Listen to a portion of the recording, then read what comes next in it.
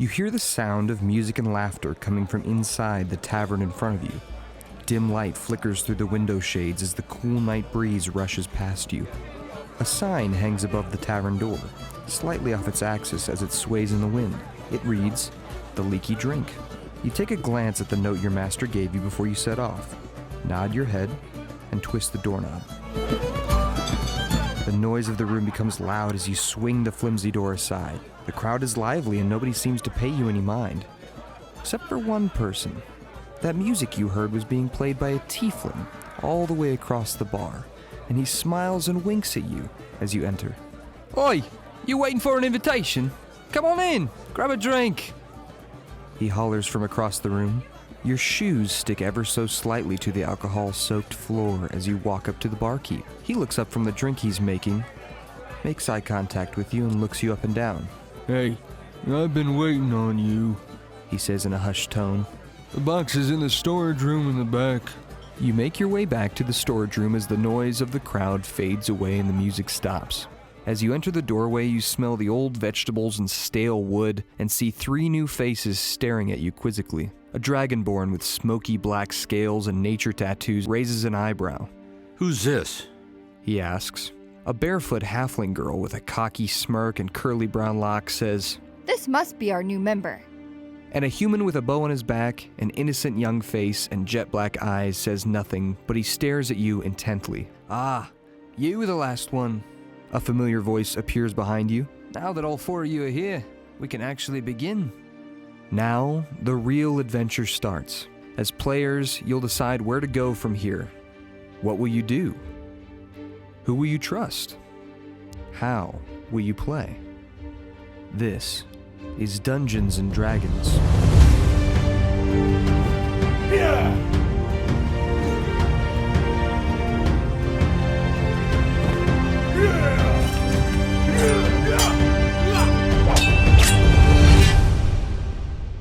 Hey there everyone, my name is Marcel, and welcome back to the Commander Crusaders YouTube channel. Today we're going to talk about the wonderful role-playing game, Dungeons and Dragons. We'll talk a little bit about what it is, tiny bit about how to play it, and hopefully get you excited to start your first game. First off, what is D&D? D&D is a cooperative tabletop role-playing game where a group of players get together with a storyteller and they shape a story together. The world that the players play in is created by someone called the Dungeon Master or DM. Sometimes they're called a Game Master or GM. The Dungeon Master is the storyteller. Not only are they a narrator, but they also play every other character in the story. To give you an example, think of a story like Harry Potter. If Harry Potter was a Dungeons and Dragons game, Harry, Hermione, and Ron, and maybe, I don't know, Neville, would be the main characters of the story, so they would be played by the players. Every one of the other side characters and the narrator of the story would then be played by the Dungeon Master. Another example would be The Lord of the Rings. The members of the Fellowship would be the players, so that's like Gandalf, Legolas, Aragorn, Sam, Frodo. Those would all be the players of the game, and then everybody else, including the bad guys, would be played by the DM or the Dungeon Master. That's basically what the game is, and that's just boiling it down to the most simple, easy to understand concept. Now let's talk about how it's actually played.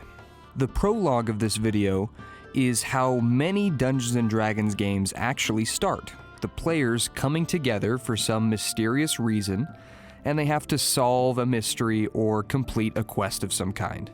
At the beginning of this video, the quest had to do with something about delivering a package for some shady individual, probably that devil man that I talked about, the tiefling. In that example, the players of the game would be the Black Dragonborn, the female halfling, the human archer, and then a 4th mystery character that I kind of let you kind of put yourself into those shoes. So that could be anybody. Before we even got to that point, if I was your DM, you would have already created a character. The possibilities are endless for how your character looks, how they act, and what abilities they have. For more information on how to create a character or the different kinds of characters you can make, stay tuned to my channel. I'll be uploading more guides. I already have one for humans, so if you're interested in making a Dungeons & Dragons human, go check out that video. Otherwise, stay tuned. I'll be coming out with more videos in the future. So after we've made a character and the players have come together, we've all either met up in a room or online, the Dungeon Master will start the first session. And from there, the game is mostly played in the players' heads. The most simple mechanic of the game is the Dungeon Master will describe a scene or a character, and then the players decide how they want to interact with that scene or character. Within reason, the players can do whatever they want in the sandbox that the DM creates for them. If we go back to that first scenario that I showed you in this video, let's pretend you're the player and I'm the DM. When you walk into that tavern, normally, as a DM, I'll ask you what you want to do. Instead of telling you that you walk up to the bar, I would ask you, what do you want to do? And you would tell me, I want to do this or I want to do that. After I describe the scene, maybe you tell me, I want to go walk up to that tiefling that hollered at me and I want to say something to him. Then I would ask you, how do you approach him? He's kind of playing music right now. He's a little busy. What do you do to approach him? There are all kinds of endless possibilities that you could say that you do. From there, we go back and forth and we tell the story together. Now, some of you may be asking, where are the dice? I heard this game is played with dice. The dice come in when a player or a DM want to do something that requires skill. For example, you, the player, might walk up to this devil man, this tiefling who hollered at you, and you might say to me, I want to see if this tiefling has anything valuable on him or if he's wearing expensive jewelry. In that case, as the DM, I would tell you to roll what's called a perception check, or a check to see how observant you are. The main dice that you'll use in Dungeons & Dragons is a 20-sided dice, also called a D20. For this perception or observation check that you're about to do, you would roll that D20. Depending on your number, if you roll high, you're very observant. If you roll kind of in the middle, you're mediocre, it's a regular observation. Or if you roll low, you're a little bit oblivious in that moment. A 20 on the dice is the best number that you can get. Sometimes it's called a natural 20, when you roll the 20 naturally without any other modifiers from the game helping your numbers or boosting them in any way. So if you roll a dice and it lands on a 20, that's the best thing that can happen. That's a critical success. Normally, if you roll a 20, your DM will describe you being incredible at whatever you're trying to do. The opposite is true if you roll a 1. That's called a critical fail or a natural 1. When this shows up, usually bad things happen. Let me give you an example. I'm going to give you a new scenario. Your character is faced with a pretty tough pickle jar. The pickle jar's lid is just stuck on there really tight. Nobody can get it off. One of the patrons of the bar hands you the pickle jar and says, "Hey, can you open this?" Then you would tell me, "Yes, I want to open the pickle jar," or "No, I don't want to try." If you wanted to give it a try, you'd say, "Hey Marcel, I want to try opening this pickle jar that this guy handed to me," and I would say, "Roll me a strength check." You would take that D20 and you'd roll it. If you landed on a 20, you'd get a critical success. Then I might say, you twist the lid of the pickle jar and it slides off like silk. It's so quiet and gentle that everybody stares at you in awe. One of the men behind you faints and another says, "I loosened it for him." Now, let's say you rolled a 1, a natural 1 on your dice. With a 1 on your strength check to open this pickle jar, this is how I would describe it. You struggle against the lid. Your face turns red, there's sweat dripping down your nose. You heave and grunt, and then you feel a sharp pain in your wrist as you let the jar lid go.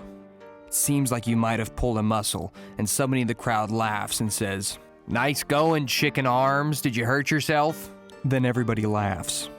As you can tell, it feels much better to get a 20 than it does to get a 1, but a 1 can come up with some pretty funny situations. The best part about D&D, though, is that you are almost never alone. This is a story that you tell with other people.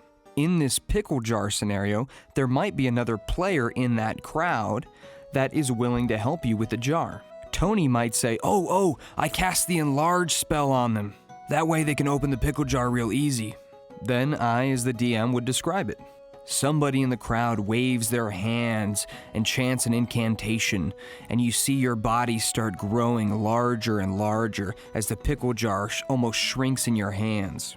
You push aside objects that are next to you. People step back and start gasping. Now, as you go to open the lid with just your 2 fingers, it comes off easily. Everybody in the crowd cheers, but you do hear one guy mumble, "Nah, I loosened it for him." Whether it's a pickle jar or a giant owlbear, as players, you'll work together to overcome whatever obstacles the DM puts in front of you. Speaking of obstacles, the other side of D&D is the combat. I'm not going to go too in-depth on combat encounters right this second in this video, but this is a fairly large part of the game that acts almost more like an interactive video game. For example, the players might find themselves ambushed by some bandits, or they walk into a cave to explore it, and on their way out, their exit is blocked by a giant monster of some kind. Sometimes there's no choice but to fight. Combat is turn-based, so each player has a turn where they're allowed to take actions and use abilities to contribute to the fight. Many dice will be rolled, much math will be done, and hopefully each player will feel like a hero by the end of it. So, I've just told you pretty much the basics of Dungeons & Dragons. If you've had no idea what D&D is, I'm hoping that this video gave you a little bit of insight into that world. I'm not always the best at coming up with simple ways of saying things. So, I went to Facebook and I asked some people how they would describe D&D to somebody who's never played before. The catch was they could only do it in 10 words or less. If what I've been saying is confusing, hopefully some of these awesome answers will give you a simple insight into what the game really is all about. Chris B says, "It's a story that players and a guide create together." Francis L says it's collaborative storytelling, allowing narrative and/or mechanical focus. What he means by that is you can focus on the story, or you can focus on making your character super strong and put less of your focus into the role-playing. If you like math and you like your character hitting things with a sword real hard, you can do that too. Elizabeth L says that D&D is fantasy collaborative storytelling with dice to decide outcomes and events. Mick D says a game limited only by your mind. Love that. Chris M says cooperative storytelling with interspersed dice rolling. Eric L says basically it's Skyrim, but with paper, pencils, dice, and more fun. Chris C has one of my favorites. He said, playing a badass, killing monsters, making money, and friends. Doug P says that it's a choose-your-own-adventure book that you write with your friends. Chance B says it's violent math. Couldn't agree more, Chance. Joe uses one of the most famous terms that D&D has coined called theater of the mind. Be a hero, kill monsters, enjoy. Adam M says cooperative storytelling in mainly fantasy settings with dice rolling. I love that he said mainly fantasy settings. D&D can be played in more than just a fantasy setting. I've played D&D in steampunk settings, futuristic, prehistoric, and even modern day. Jorge describes the mechanics of D&D in poetic terms. Wanna do something? Throw the plastic polyhedron. Number big? Good. Blake D echoes what I said earlier in this video. Think of your favorite book. You're the main character now. JTM says it's a team-building exercise with no wrong answers. Finally, I think the most apt answer that's on this post is this, by Jade G. D&D is the very best time that pretty much anyone can have. So, hopefully if I didn't get it across, those people did. This is one of few games that can be played in a truly endless number of ways.